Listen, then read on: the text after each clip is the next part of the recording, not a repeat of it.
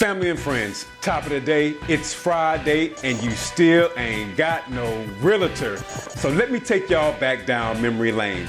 It was January of 2004 and I was testing for the Air Force Qualification Test, AFOQT. I was in the Air Force ROTC program at the University of South Carolina and I wanted to earn my commission. After testing, I checked my phone as soon as I got back in the car and I had a voicemail from my unit.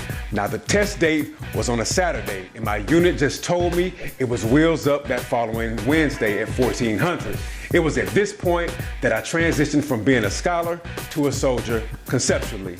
I was a part of the 84th Air Report Squadron located on the Donaldson Center in Greenville, South Carolina. Shout out to the upstate. I actually spent the first 2 years of college at the University of South Carolina, Spartanburg, now USC Upstate, before transferring to the main campus in Columbia.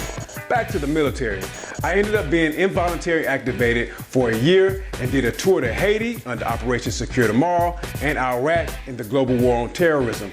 Upon arriving back to the States, I had to really figure out my living situation. Do I get an apartment or a house?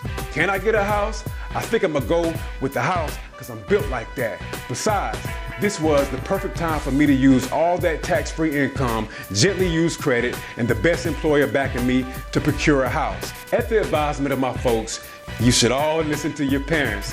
I was able to make one of the top 3 decisions of my life through home ownership. While most were paying rent, I was generating equity in my home and didn't even know it. I was able to arguably provide the best entertainment packed in 1,000 heated square feet, all while learning how to be a plumber, a painter, a carpenter, a teacher, a sergeant, a manager, community leader, a reader, a feeder, even Sam's Club greeter. From screaming drink or die to you ain't got no realtor. Holla at your boy. Happy to help. Make it a great day.